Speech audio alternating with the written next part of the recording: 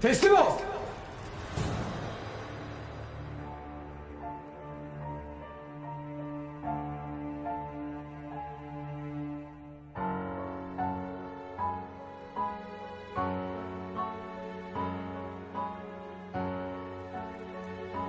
Murat.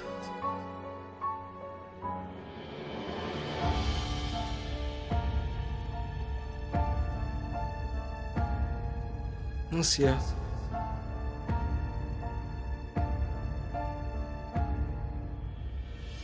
Yoksa...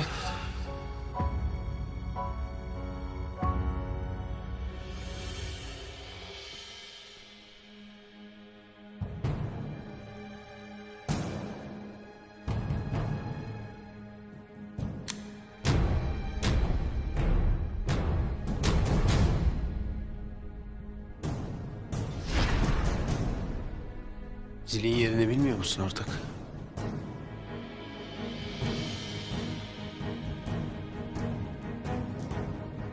O yüzük sende ne arıyor lan?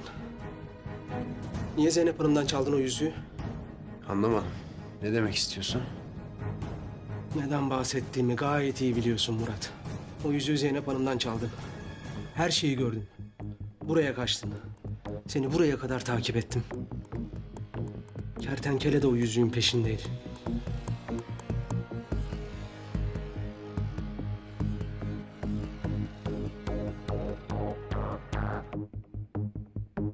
Yoksa...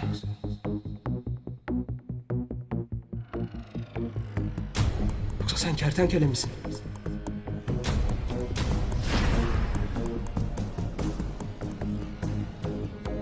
Evet. Kertenkele benim.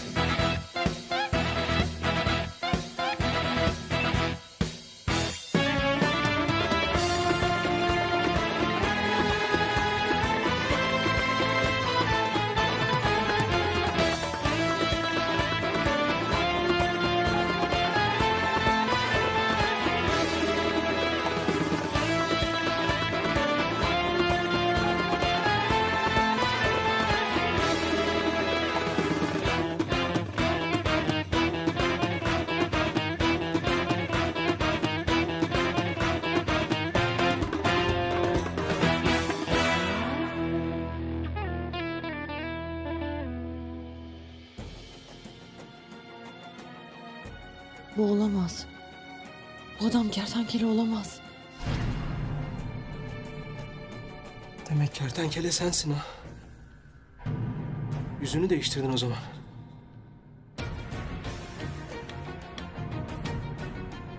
Nasıl? Yakışmış mı?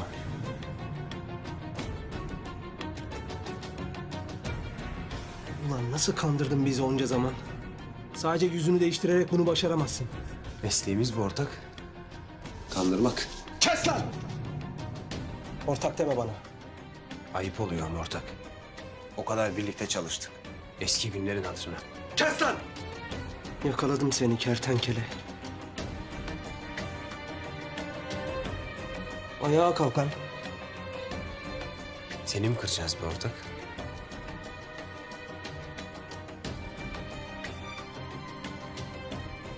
Yüzüğü bırak.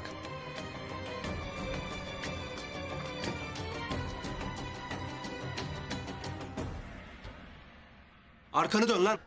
Ortak ayıp ediyorsun. Arkanı dön lan adi herif. Ne yapacağım ben şimdi? Onu alıp götürecek. Seni mi kıracağız be ortak? Ortak deme lan bana. Dön arkanı. Bana ortak deme.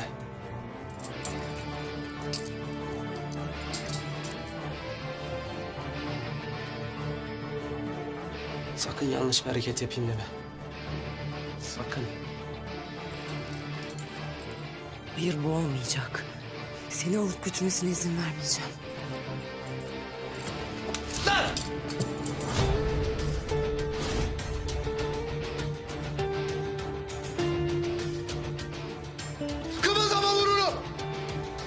Sakin ol ortak. Ne ortağı lan? Demin Hadi herif demiyor muydu? Kişisel algılıyorsun ya ben. Ben lafın gelişi söylemiştim bir kere. Kes lan! Ortak ne yapıyorsun? Kertenkele olduğumu öğren. Beni deşifre etti. Ölmen lazım. Sana yemin ediyorum. Vallahi de billahi de kertenkele olduğunu hiç kimseye söylemeyeceğim. Artık kim olduğumu biliyorsun. Ölmen lazım! Ya hayır yapma! Öldüreceğim! Vuracağım seni! Vuracağım! Hayır dur yapma. Vuracağım! Bak!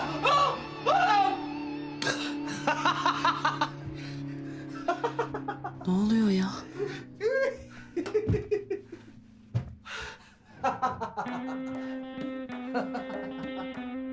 Kertenkeleymiş. Ne oluyor lan?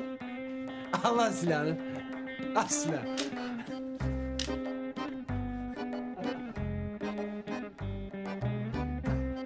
Yakaladım seni kertenkele. Ne olur vurma beni ortak. Ne olur vurma beni eski günlerin hatırına.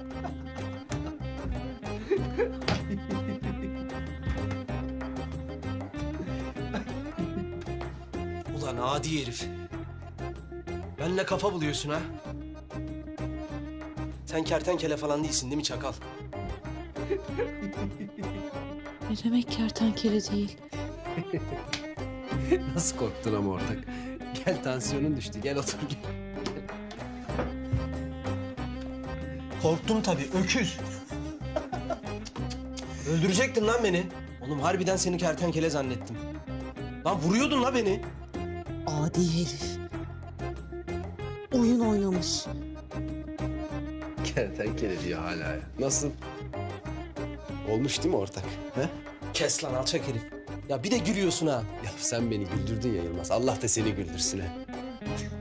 Şu uyuz kızın yüzüğünü aldık diye bizi kertenkele de yaptı. Öldüreceğim lan seni. Nasıl dalga geçersin? Bir de utanmadan gülüyor.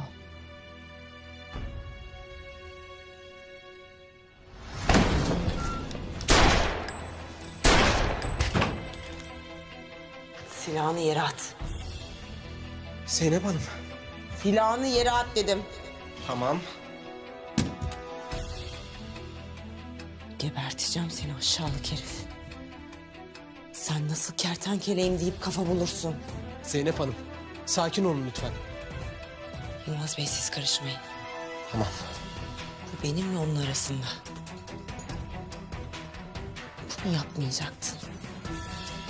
Seni affetmeyeceğim. Ne oluyor ortak? Ne diyor bu kız? Ben ne yapmışım ya? Bir yüzük için mi ya? Kertenkelenin hatırasına saygısızlık ettin.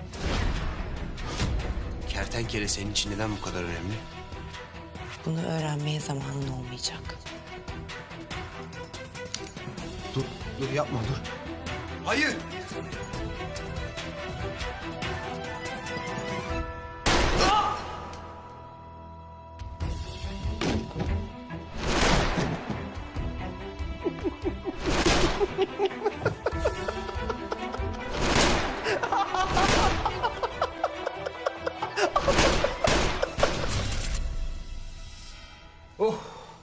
Kendime zor geldim ya.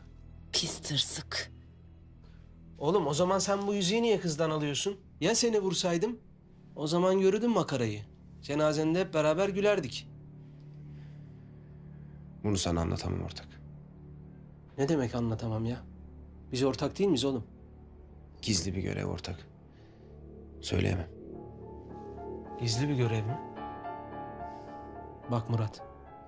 Bugüne kadar ben senden hiçbir şey gizlemedim. Şimdi bana ne olduğunu söylemezsen bu ortaklık burada biter. Benim görevim kertenkeleyi yakalamak. Kod adı kertenkele. Biliyordum. Onun peşinde. İyi de ortak, kertenkele sıradan bir hırsız. Nasıl bir gizli görev olabilir ki onunla ilgili? Bilmiyorum. Benim görevim sadece onu bulmak. Ünsal komiserle ilgili olabilir mi sence? Bilmiyorum ortak. Gerçekten de yaşıyor değil mi kertenkele? He?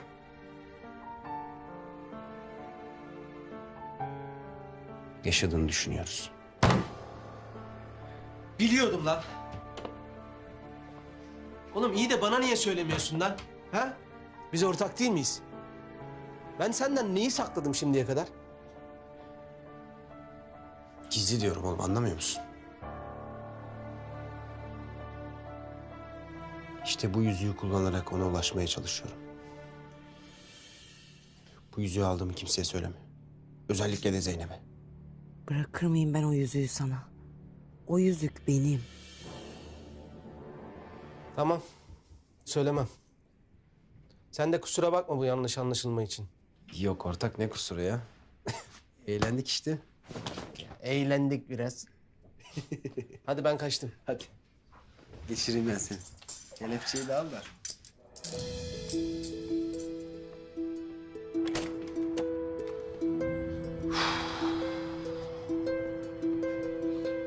Hadi. Hayırlı geceler ortak. Sağ ol ortak, sana da. Yılmaz, dikkat et. Sen de. Yüzeye takip cihazı koydun demek ki.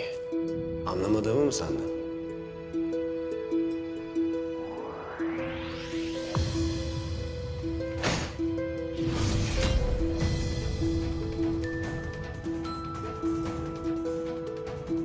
Yüzüğümü senden alacağım.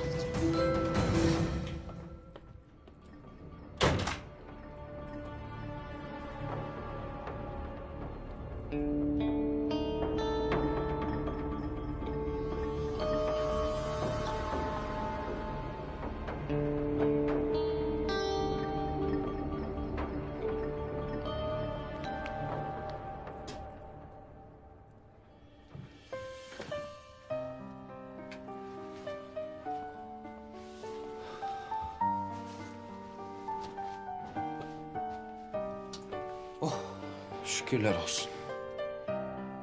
Kavuştum yüzeye.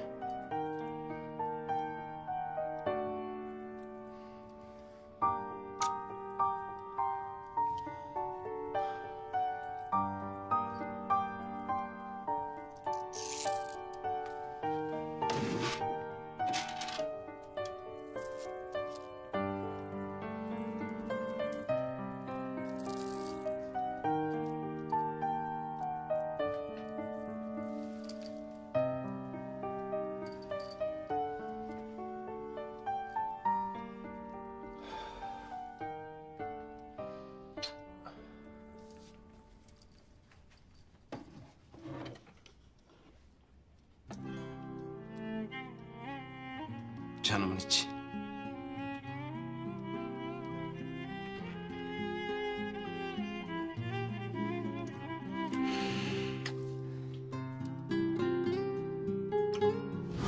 Dur. Gitme ne olur.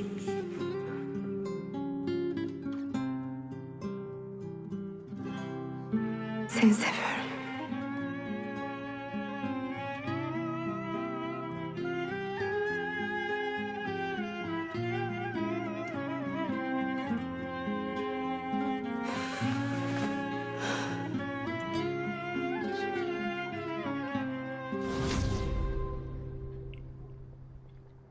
Seni asla yalnız bırakmayacağım bir tanem.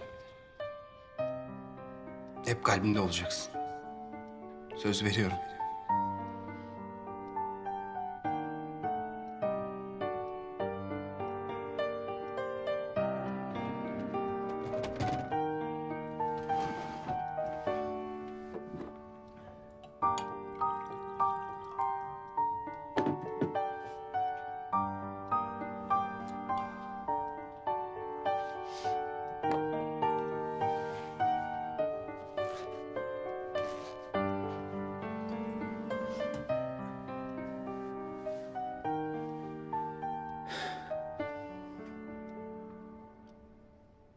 Ulan Hicabi, sen benden dalga mı geçiyorsun? Ha? Minareye çıkıp da Meryem'i seviyorum diye bana bağırmadın mı? Ah Beyci abi. Senin işin hakikaten zor ya. Allah kolaylık versin. Ya ben öyle bir şey demedim baba. Dedin lan nasıl demedin ulan? Bağırmadın mı sen bağırdın ulan? Sami Efendi, Sami Efendi. Bağırma, gecenin bir vakti herkes uyuyor da. Ben bağırmıyorum da. Bağırmıyorum. Ulan ben bağırmayayım da kim bağırsın? Ya ama böyle olmaz ki ya. Her gece her gece. Olmaz ki böyle. Ya sabır ya selamet ya. Bıktım ya. Vallahi bıktım ya.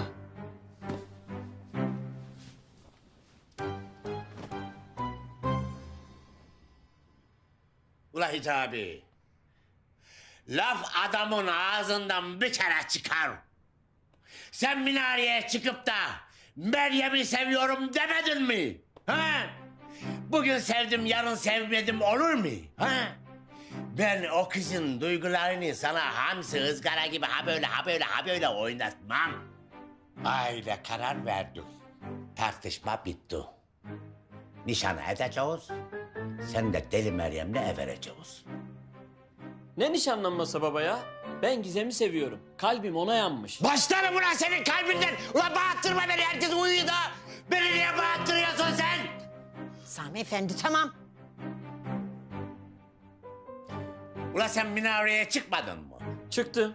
Minareye çıkıp da Meryem'i seviyorum demedin mi? Demedim. Ne dedin? Ya ben deli Meryem'i değil Gizem'i seviyorum dedim. Ulan bas bas bağırdınız, kulaklarım duydu, herkesin kulakları duydu, duymadı mı? Kulaklar duymadı mı? Ya baba ben Gizem'i seviyorum dedim. Megafondan şey olmuş. Megafondan oldu. O megafonu alırım, senin kafana geçiririm. Şimdi kabahat megafonun mu oldu? Ha? Megafon kendi kendine ben Meryem'i seviyorum mu dedi? Oğlum sen ne ayran gönüllü çıktın da. Minarenin tepesine çıkıp ben Meryem'i seviyorum diye bağırıyorsun. İnip aşağıya o Türkiye siruğunu seviyorum diyorsun. Bu nedir da? Hay Allah'ım ne minareymiş. Ben nasıl bir iş ettim başıma. Ya anne nişan falan yapmayın ha. Yapacağız, yapacağız, yapacağız. Ben nişana falan gelmem. Geleceksin. Gelsem de nişanlanmam. Nişanlansam da evlenmeyeceğim. Geleceksin ulan! Nasıl evlenmezsin? Nişanı yapıyorsun, kızı ortada mı bırakacaksın, evlenmeyeceksin? İşte o yüzden nişan yapmayalım baba diyorum. Ulan Hicabi, eğer gelmezsen ben seni evlatlıktan reddederim. Hakkımı sana helal etmem. Ulan akıllı ol Hicabi, akıllı ol, akıllı ol. Sami Efendi, Sami Efendi. Hadi sen yat artık. Ben yatmaya gidiyorum. Yarın hazırlıklara başlayacağız, o kadar. Ya anne. Anne bak. bir şey Ben de konuş- yatayım. Hadi iyi geceler. Anne bir dur gitme bir şey konuşacağız İyi anne. geceler. Ya anne bak şey yapacağız anne. Nişanlanmayacağım işte. Of. Ben o nişana gitmem. Gitsem de nişanlanmam. Yok nişanlanmayınca ayıp olur şimdi. Bir çaresini bulurum elbet. Aklıma da şimdi bir şey gelmiyor. Ama daha gece uzun. Gelir elbet. Hicabu, heyecandan uyuyamadın mı? Tövbe tövbe. Sen süt ısıtayım mı? Yok sağ ol istemem. Ihlamur, Yok istemiyorum. çay demleyeyim. Ya istemiyorum dedim ya. Ulan sen de bir şey evet de da. Her şey hayır, hayır, hayır. İnsan nişanlısına biraz centilmen olur. İlla bacağına mı sıkalım? Çok kırdım benim. Ama sana nazlanmak da çok yakışar. Fe subhanallah.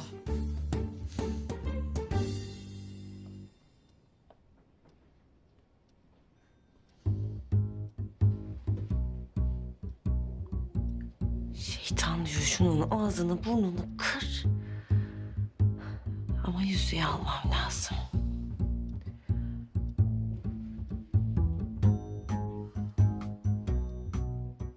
Öyle yatış mı olur ya?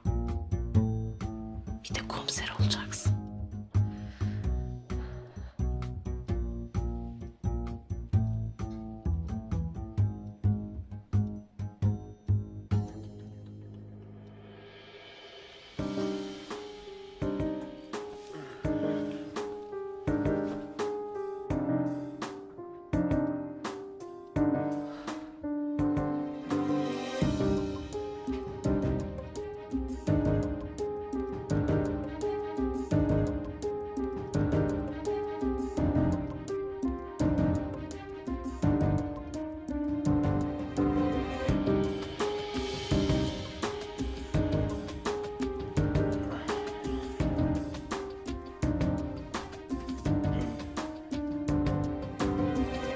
Ay Melis yeter, beynim döndü artık, otur.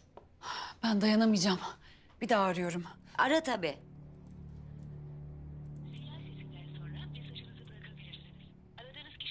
Al işte. Telefonu kapanmış. Hay Allah ya. Bir şey mi oldu bu kıza? Ya Tülin Hanım, siz hiç merak etmeyin. O erkek Fatma gibi, ona hiçbir şey olmaz. Sana soran mı oldu? Melis. Melis. Cık, ya bak hiç duyuyor mu?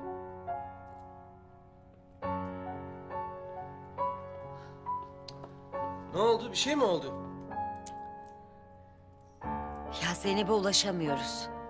Eve de gelmedi, bilmiyoruz. Şuna bak ya. Yastığa oyuncak ayı gibi sarılmış.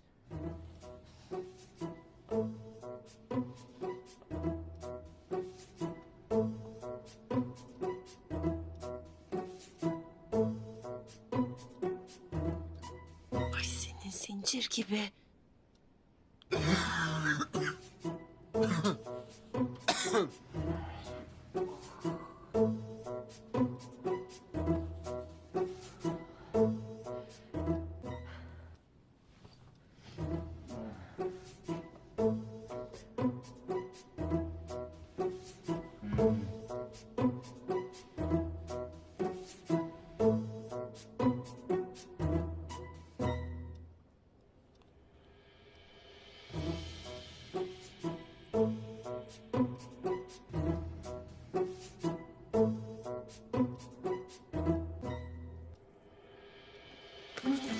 Kimsin sen?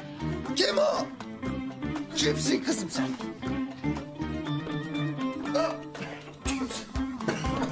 Yürüyün mü var? Lan! Kimsin oğlum sen? Bana bak. Benim bir körü evime geliyorsun.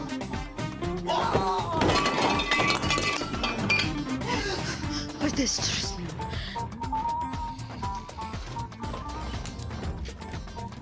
Sami Efendi. Sami Efendi.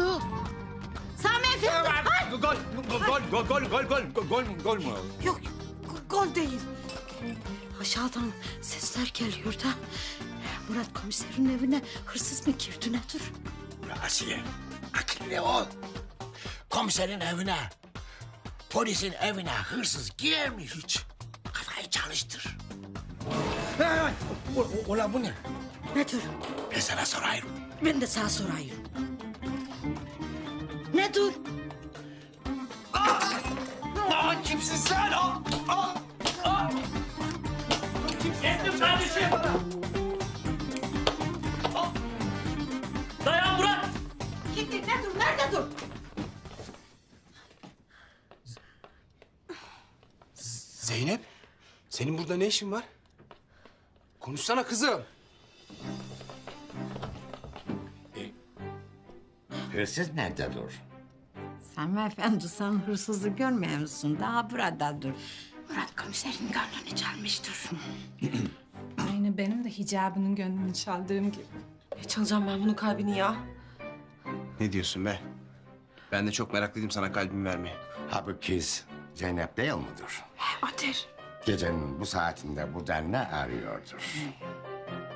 Ya baba bizi ne ilgilendirir? Hadi eve gidelim hadi. Ulan niye ilgilendirmesin? Ya baba hadi. Bunlar burada ne yapıyorlar? Kızım, gecenin bir yarısı sen burada ne yaparsın bakayım? Hı? Şimdi ben size açıklayayım niye burada olduğumu. Şöyle ki... yardım etsene lütfen. Yardım et. Ne yardım edeceğim sana ya? Gecenin körü gelmişsin evime. Tepeme çıkmışsın, bir de yardım istiyorsun. Bak bu kabak ikimize de patlayacak. Beni ilgilendirmez, ne halin varsa gör. Bir şey söyle. Ne söyleyeceğim ya? Cık, Allah Allah. Kafamı da toplayamıyorum ki. Şimdi şöyle bir şey oldu. Ben Süren doldu. Doldu. Bak, açıklayamadın. Ne oldu? sen de yanacaksın benimle. Soracağım ben sana. Hani ortalık niye dağınık? Ne yaptınız? Oynama, kavga mı ettiniz? Boğuştunuz mu? Ne oldu?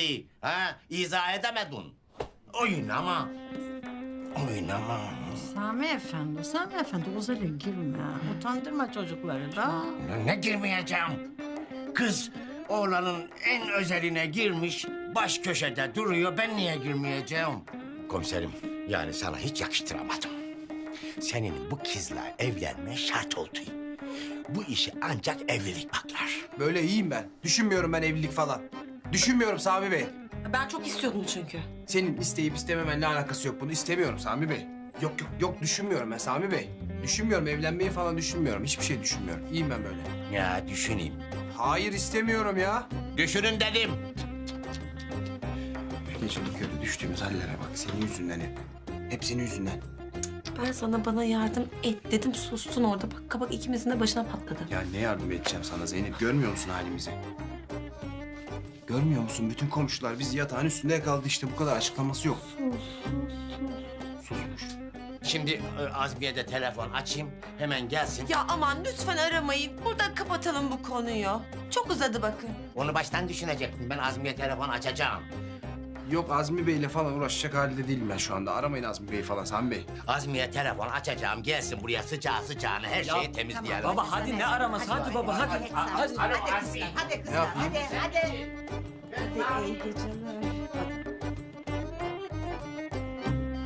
Kusura bakma kardeşim. Bu işe ancak nikah baklar arkadaş. Ha! Nikah mı? Çifte nikah yapalım. Hicabi ile Meryem'i, Zeynep'le Murat'ı.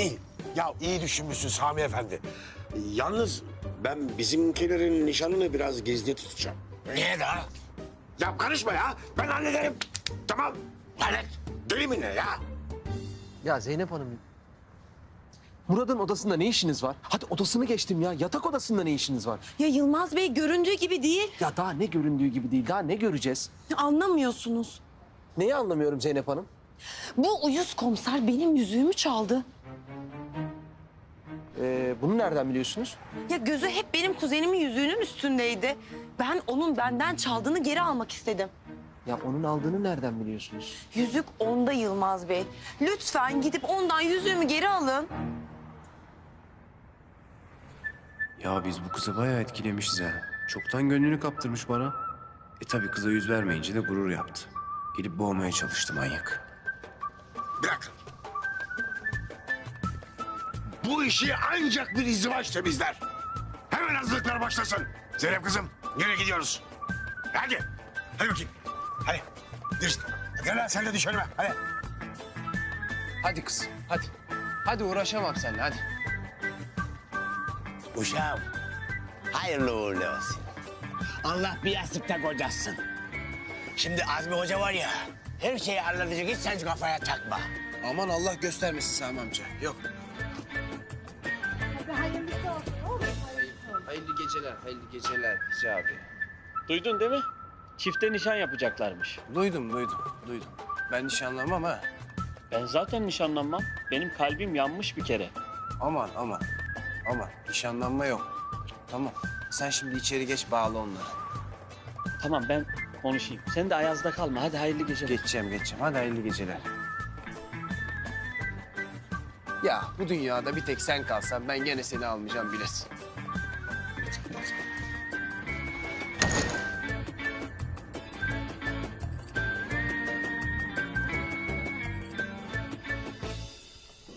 Asiye, davetiyeler hazır mıdır? Oy Sami Efendi uyan da balığa gidelim daha.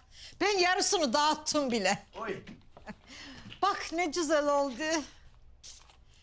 Oğlumuz Hicabi ile kızımız Meryem'in nişanında sizleri de görmekten mutluluk duyarız. Ver bakayım. Kalanlarını da dağıtalım da. Bunlar da benim davetiyeler. Bak, ne yazıyor burada? Ne yazıyor? Kuş da koydurdum. Oğlumuz Murat ile kızımız Zeynep'in nişanına hepinizi bekleriz. Nasıl olmuş?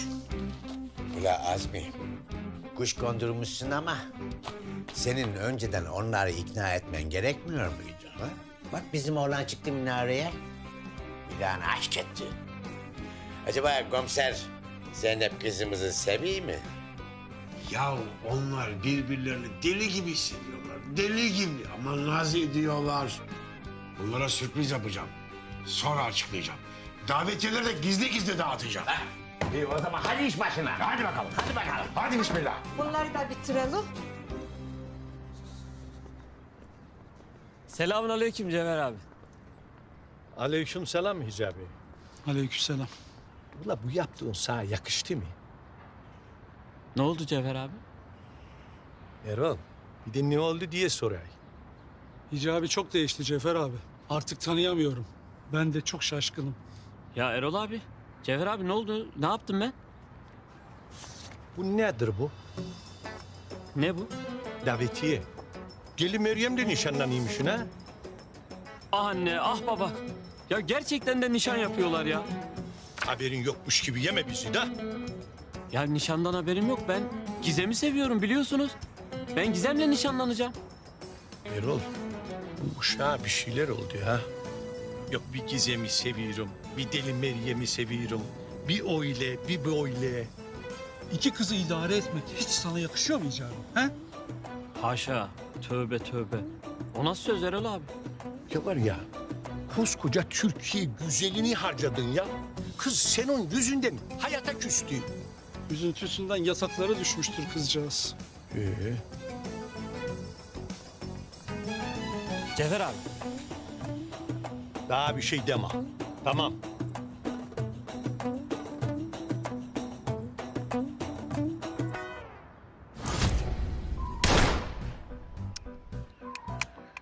Vuracağım seni deli Meryem.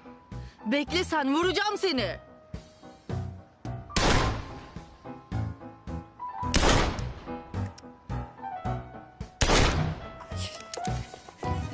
Allah. Al bunu. Ver yenisini. Gizem! Ay! Ay dur kızım dur. Kızım delirdin mi?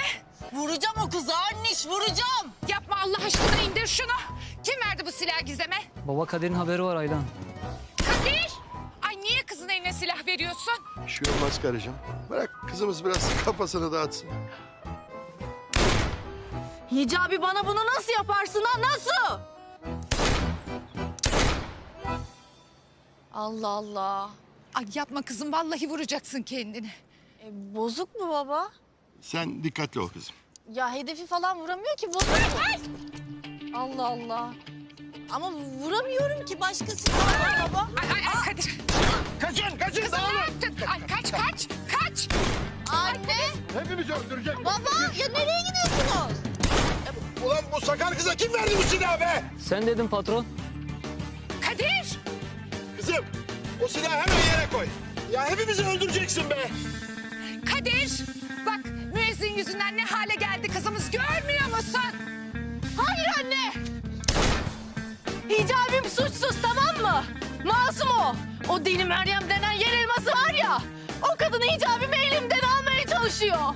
Hep o kadının yüzünden. Ya o kadın benim hicabimin hakkını çeliyor, anlamıyor musunuz? Öldüreceğim ama o kadını. O kadını öldüreceğim. Öldüreceğim onu. Ay koşsana. Ulan koşun be cikletler.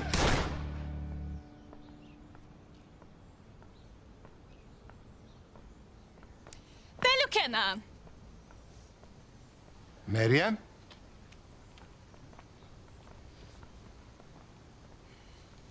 Seni de bekleriz. Ne bu? Aç da kendin bak.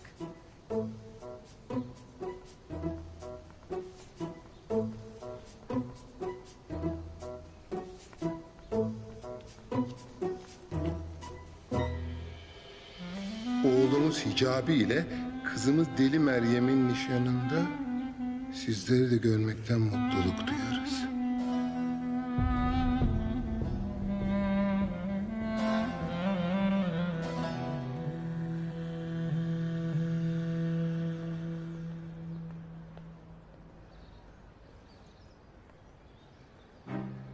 Vay alçak. Zinciri değiştirmiş.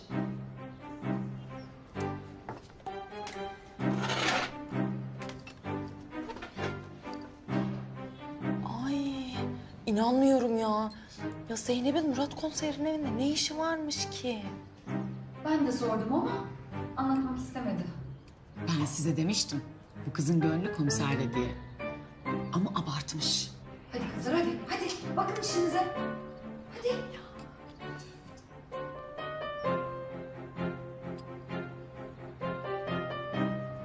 Adamın evine girmiş bu. Sami Bey de bunları yakalamış. Hadi ya. Yakında evlilik var desene. Resmen adımız çıktı ya. Bu kız yine saçma sapan bir şey yapmadan onunla konuşmalıyım. Pardon bir bakabilir misiniz?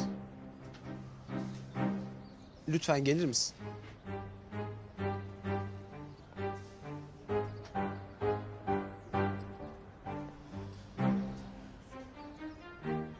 Lütfen oturur musun? Konu belli ki uzayacak çünkü.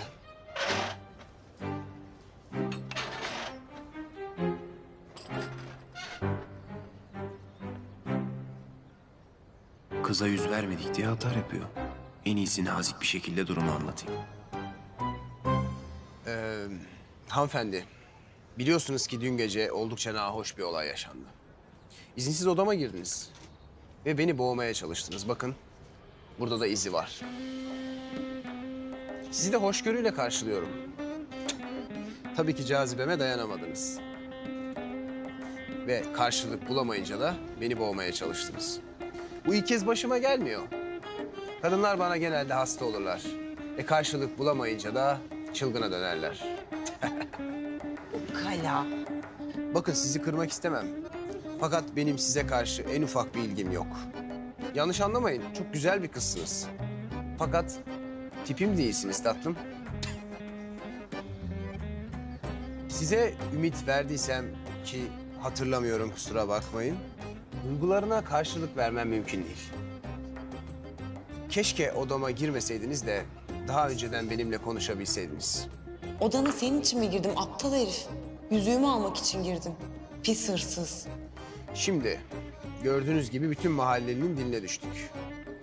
Herkes benim size karşı ilgim olduğunu düşünüyor ki asla böyle bir şeyi kabul edemem. Bunu düzeltmek sizin elinizde. Ne diyorsun sen be? Memurum ben ya. Komiserim ben. Sizin yüzünüzden emniyet camiasında mahallenin de diline düşmek istemem. Böyle bir şeye asla izin veremem. Şimdi senin bana aşık olduğunu ve benim sana karşılık vermediğimi herkese söyleyeceksin. Kısmetim kapansın istemem yahu. Ya ne işim olur benim seninle? Peki o zaman odamda ne işiniz vardı? Yoksa uyurken beni izlemek mi istediniz?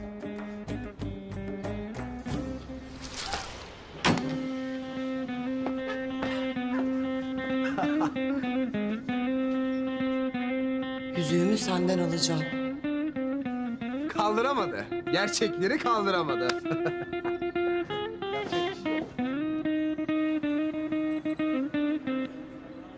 Oğlum yazık lan Kenan abiye. Vallahi. Niye? Üzüldü adam. Ne üzüldün? Sevdiği kızı Hicabi'ye veriyorlar. Sen onu diyorsun. Ama Hicabi de ne dingildek bir adam çıktı be kardeşim. Son düzlüğe kadar gizem diye koşacaksın. Hop bir o dönüşü deli Meyrem. Çok ayıp etti, çok. Hiç yakıştıramadım. Aynen. O çok ayıp etti ama sen ayıp etmedin öyle mi? Ben ne yaptım lan? Kenan abinin eski bir manita vardı. Adı Banu. Sen ona yazmadın mı? Yürümedin mi sen o kıza ha? Oğlum Kenan yoktu, Şevket vardı. Şevket'le Banu'nun aşkı vardı. Kenan sonradan çöreklendi lan. Hadi lan. Oğlum bak önce tarih oku, ondan sonra konuş. Zevzek. Zaten zeytinli poğaça almamışsın. Konuyu değiştirme lan. Boş poğaça yiyeceksin. Bundan sonra boş adam boş poğaça yiyeceksin. Boş deyip durma. Sinirlerim bozuldu abi. Bundan sonra boş poğaça yiyeceksin. Boş. Adamı hasta etme bak ha. Kenan abi. Kenan abi. Abi çay söyleyelim.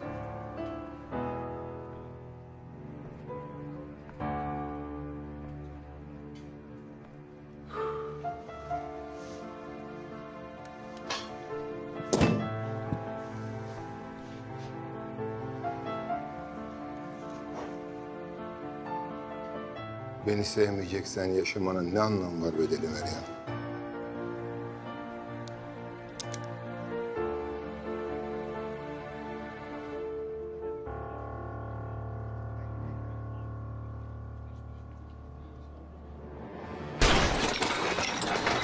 Allah'ım!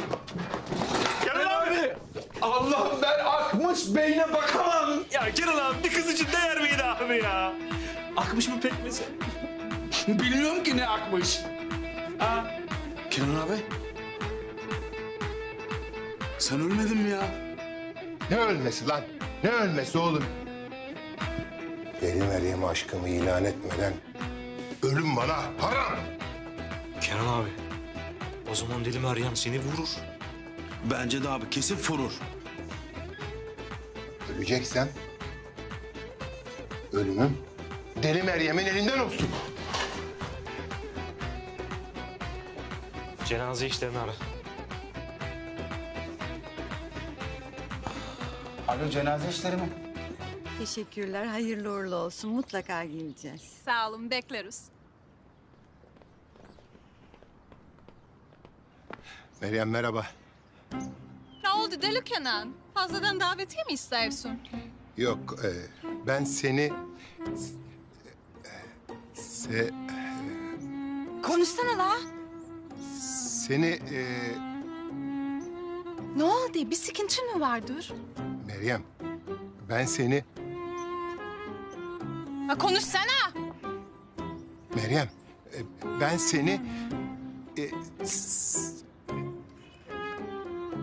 seni... Ula git başımdan. Daha davetiyeleri dağıtacağım. İşim gücüm vardır. Hadi.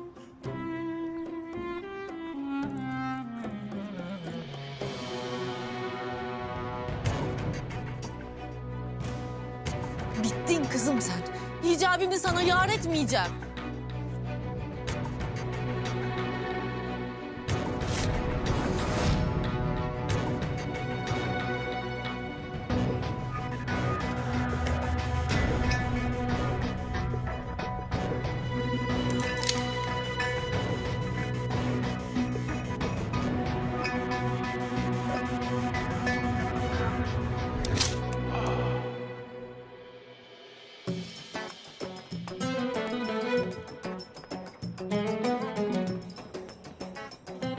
Ne yapıyorsun Gizem? Allah kahretsin ya. Kurşunum bitmiş. Kenan abi, sende fazla kurşun var mı? Ya delirdin mi? Ne yapıyorsun?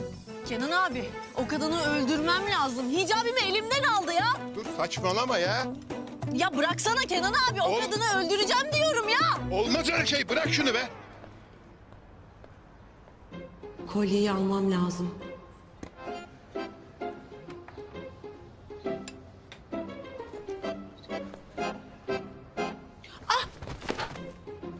Ya ne oluyor ya?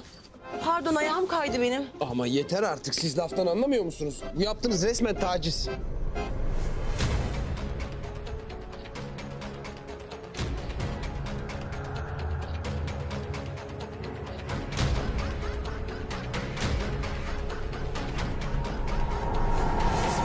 Lan! Ben sana bu kızdan uzak duracaksın demedim mi? Ben bu kızdan hoşlanıyorum demedim mi lan? Ne oluyor ortak ya? Oğlum ben bu kızı seviyorum lan. Ne oluyor ortak ya? Konuşuyoruz biz de. Köpek gibi seviyorum lan ben bu kızı. Köpek gibi. Saçmalama Yılmaz. Oğlum bak ben bu kız için var ya adam öldürürüm adam. Ne diyorsun lan sen? Oğlum öldürürüm lan seni. Kimi öldürüyorsun lan sen?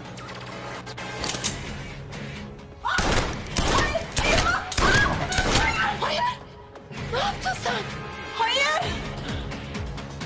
Hayır! Ne yaptın sen?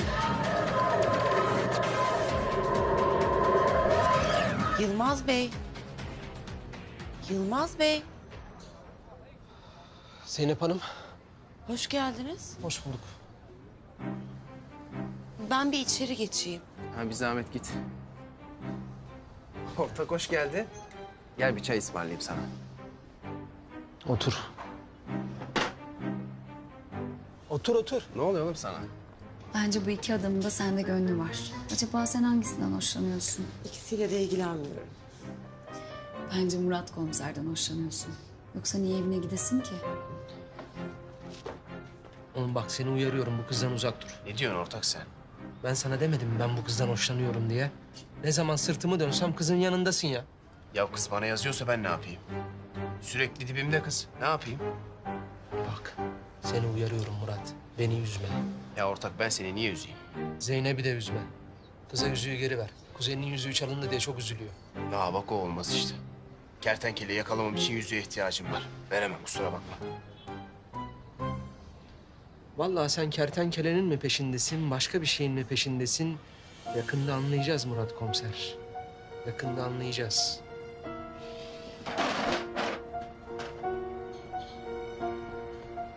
Ne oluyor buna ya? Yoksa hala benden mi şüpheleniyor? Ah deli Meryem. Hicabimi ben sana verir miyim hiç ya?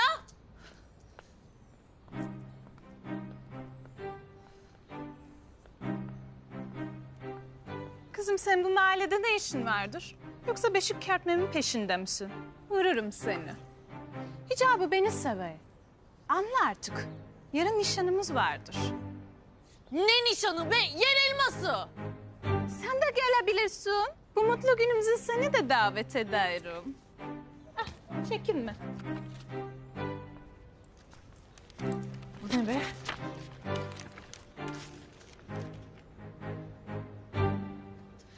Hicabi!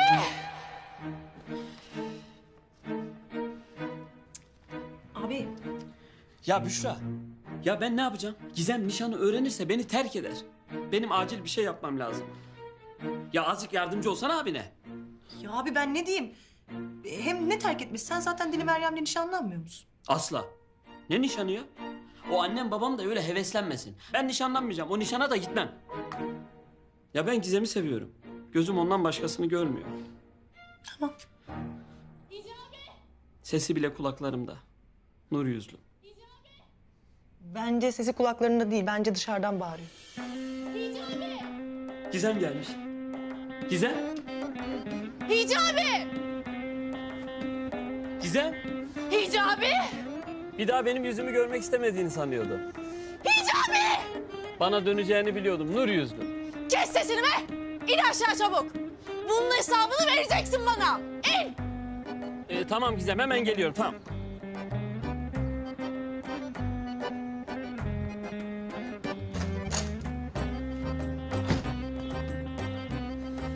Bu ne Hicabi? O ne? Ben de sana onu soruyorum işte. Ne bu? Bu ne ki? Sen hiç zahmet etme. Ben okurum. Hem de zevkle. Oğlumuz Hicabi ile kızımız Deli Meryem'in nişanında sizleri görmekten mutluluk duyarız. Ha bu isim benzerliği. Sen benimle dalga mı geçiyorsun be? Sen benim gibi gül yüzlü Türkiye güzelini bırakıp o kadınla mı evleneceksin?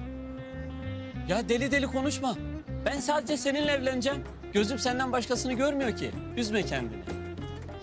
Bu ne o zaman? Bu davetiye. Ama korkulacak bir şey yok. Kontrolüm altında her şey. Ya zorla nişanlandıracak halleri yok ya beni. Bunlar oldu bittiye getirip Hicabi'yi beşik kertmesiyle baş göz edecekler. Ben buna izin verir miyim ya? Gizem. Kızım neredesin? Ya arıyoruz seni bulamıyoruz. Telefonu da kapatmışsın. Niye buraya geldin sen kızım? Bu defteri kapamamış mıydın?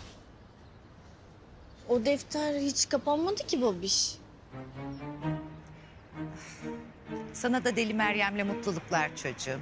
Nihayet kızımın peşini bırakıyoruz. Gel yavrum. Gel çocuğum. Gel gel gel gel. Gel yavrum. Ciklet.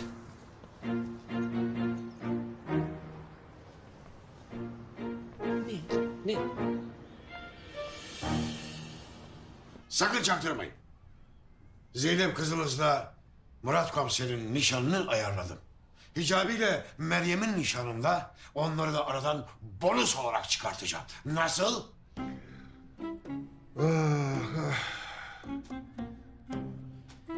Hayırdır Kenan? Ha? Bir sıkıntı mı vardır? Ah ah. Şuram acıyor şuram.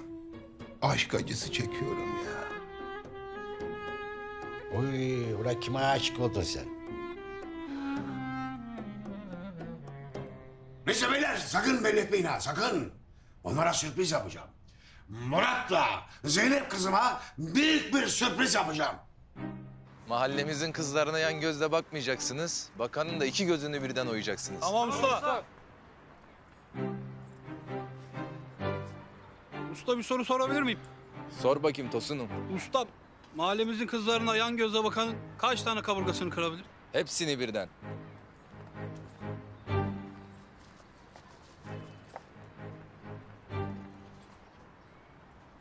Ne bakıyorsun be? Sevap işliyoruz, suç mu? Ya canımı yakıyorsun. Ya Melis'ciğim, senin şu kuzenin olacak Zeynep var ya, Murat denen Zibidi'nin odasına girmiş. Zibidi dedik boş durur mu? Bütün mahalleye yaymış, herkesin dilinde. Sana ne bundan?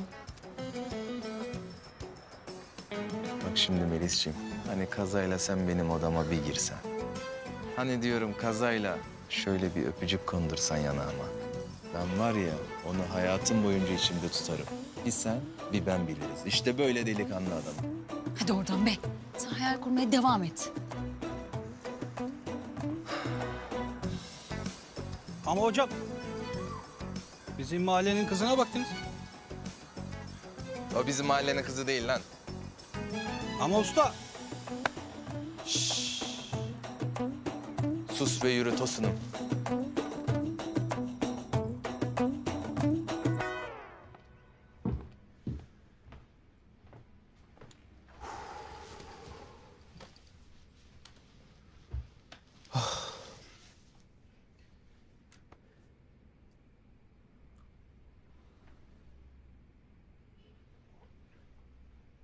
Ya ben bu kıza kendimi ne ara aşık ettim anlamadım ki ya.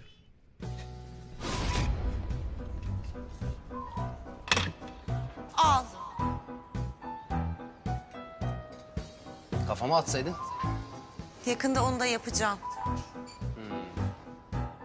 Gerçek hoca benim diyorum. Evlendireceğim onları. Evlendireceğim.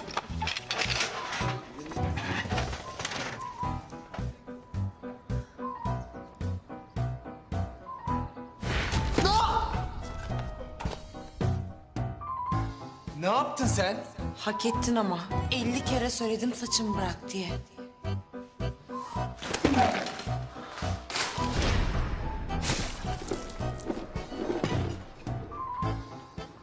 Kızım sen manyak mısın? Kaşındın. Kaşındı. Kaşındı. Kaşındım ben. Al sana. Al sana. Ne yapıyorsun sen? Ay Yılmaz. Az getirin. Bu şey yok. Yok. Nasıl yok? Bir bakayım ya. Ne yapıyorsun? Ya bundan sebep.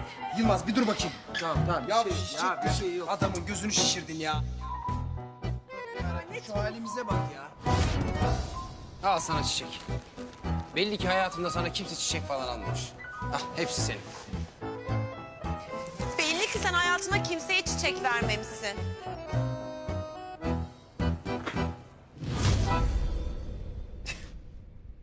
Deli kız.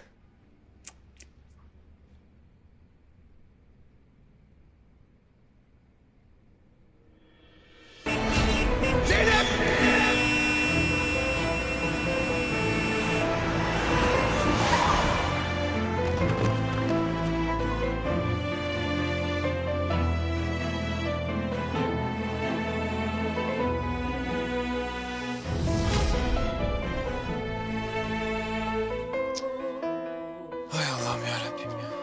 Ben niye bu kızı düşünüyorum ki şimdi? Yoksa ona karşı bir şeyler mi hissediyorum? Yok. Ben Zehra'mı seviyorum. Ona ihanet edemem. Çok daraldım ya. Çıkıp hava alayım.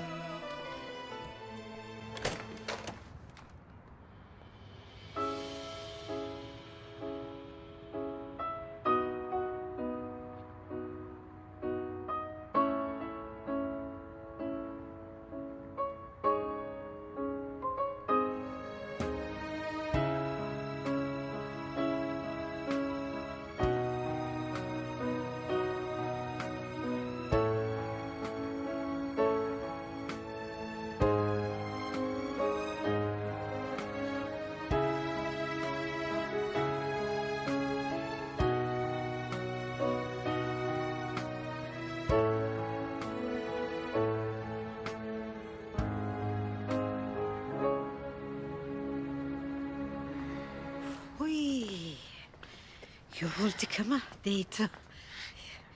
Herkese davetiye verdik değil mi kızım? Verdik teyzeciğim, verdik. Yarın büyük gün. Hicabi'yi sandığı kavak ağacının elinden aldığım için çok mutluyum teyzeciğim, çok. Vay! Ula ben Çaça Fadime'ye davetiye vermeyi unuttum da. Haçan ben çıtıp vereyim, sen eve git, ben gelirim.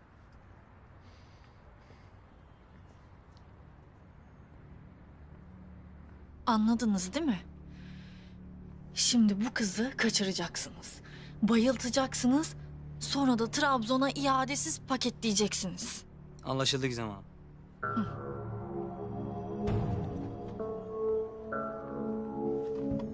Siz de geliyorsunuz. Ulan ne oluyor? Kimin adamısınız siz? Şimdi gününü göreceksin sen ezik beşik kertmesi.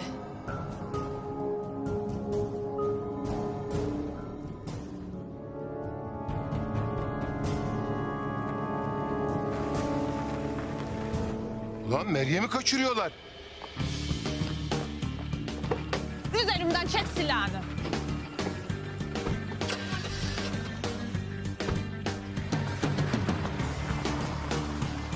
Oh be! Ya sonunda kurtulduk şu ezik beşik kertmesinden.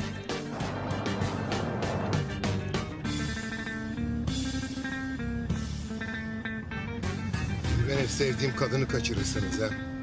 Bittiniz oğlum siz lan. Bittiniz.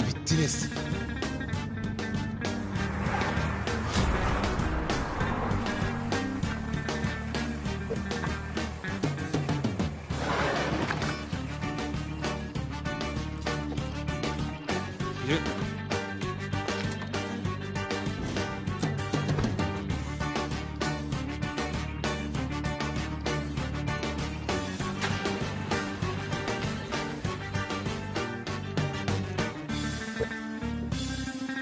Yettim deli Meryem.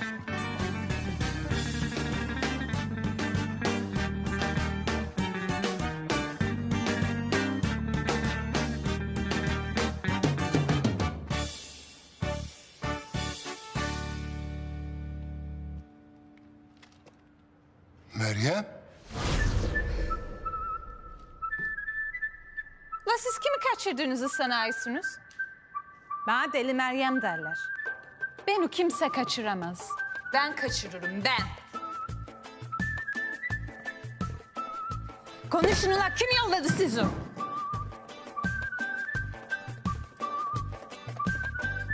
Ula! Yoksa Türkiye Cüzeli mi gönderdi sizi? Kavak ağacına söyleyin, hicabı kimseye bırakmam. Hicabı benimdir, benim.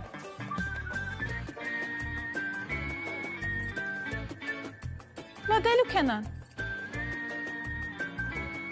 Senin ne işin vardır burada? Ya senin kaçırıldığını gördüm. Kurtarmaya geldim ama. Hadi ulan, sen kimsin beni kurtaracaksın? Beni kurtarsa hicabı kurtarır. Sen de kim olaysın?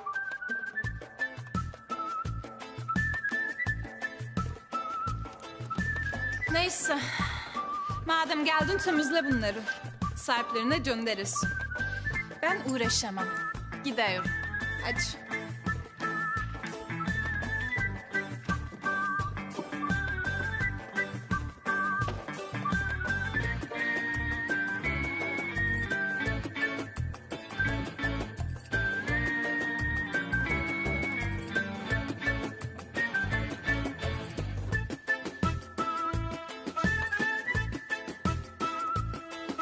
Siz benim sevdiğim kadını nasıl kaçırırsınız lan?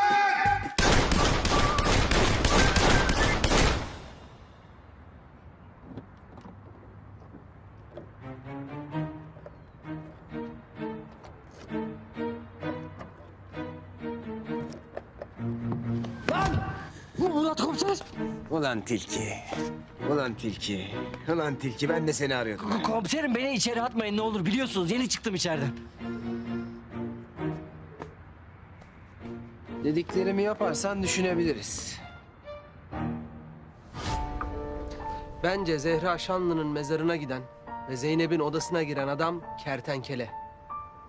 Ama yüzüğün sende olduğunu bilmiyor tabii. Ne yapayım Yılmaz? İlan mı vereyim yüzük bende diye?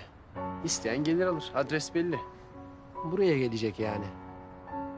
Gelsin. Sen buradasın. Evet. Ben buradayım. Zeynep'i de korurum.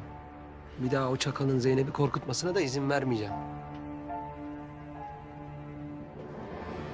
Ulan ne istedi ki benden bu komiser? Ne yapacağım ben şimdi? Uf, kafam karıştı ya.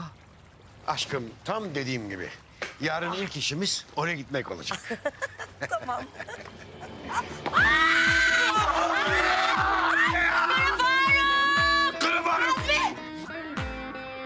Sana buraya gelecek demedim mi?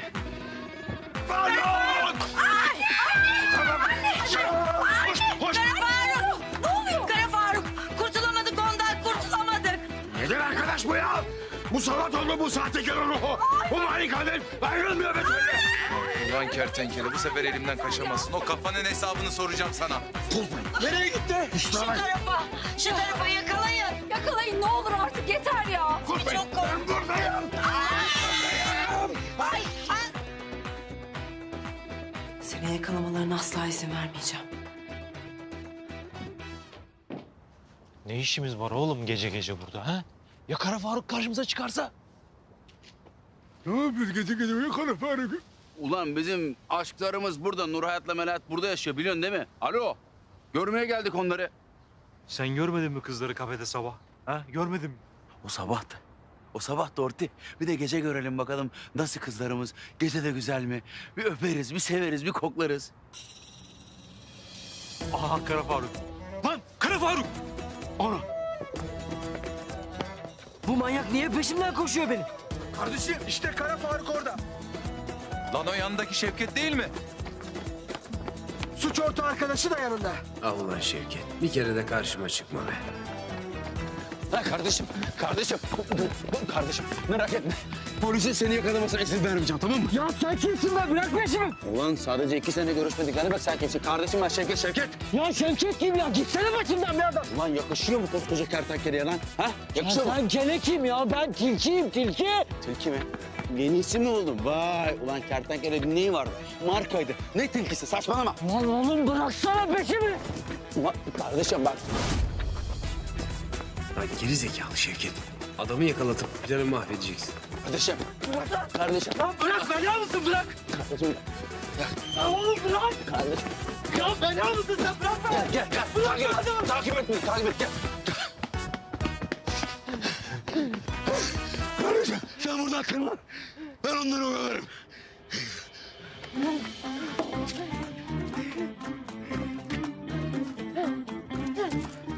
Ne yapıyorsun lan sen? Oğlum tırmansana ben onları oyalarım diyorum lan. Sen tırmanma yeteneğini mi kaybettin? Ne yapıyorsun sen ya? Vay kertenkele yakaladım lan seni. Hiçbir yere kaçamazsın. Kim lan bu? Bana mı soruyorsun lan? Kara Kemal benden iyi tanıyorsun.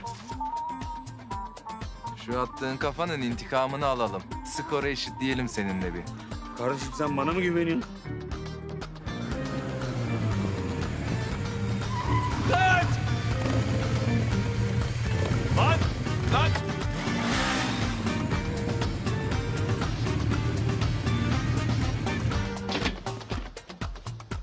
Maskeni çıkar. Yüzünü göster. Eğer kertenkele değilsen seni fena döveceğim. Ha, korktu canı beni, korktu ya. Maskeli abla, ben de. Durun ben de. Kesin kertenkele bak, ben kefilim tamam, ben kefilim.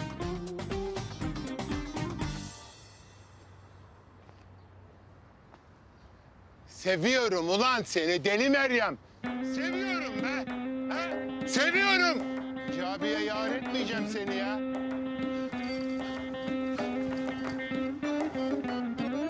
Maskeli kız değil mi lan bu? Onun burada ne işi var? Kertenkele sevgilisi ya. Onu kurtarmaya geldi tabii. Hemen bir şeyler yapmam lazım. Basacağım ulan o nişanı. Basacağım ulan. Ah deli Meryem ah. Yaktın, yıktın, kül ettin beni be. Deli Meryem'e mi aşık bu? Şaşkınlardayım. Allah mahalleye çevik kuvvet yollamak lazım. Deli Meryem bir duyarsa bunu iç savar çıkar o mahallede. Sensiz bu gönül eser deli bir rüzgar gibi gecenin koynunda. Görmesin bu gözler senden başka hiçbir şey. Kör olayım be! Oh! Ya bu iyice deli yaptı kendini. Vay vay vay, görüyor musun? Aşk Deli Kenan'ı bile şair yapmış birader. Aşk bu işte. Aynen öyle ortak. İşte aşk adamı böyle yapıyor. Aşk için ölünür be! Aşk için ölmek lazım ya!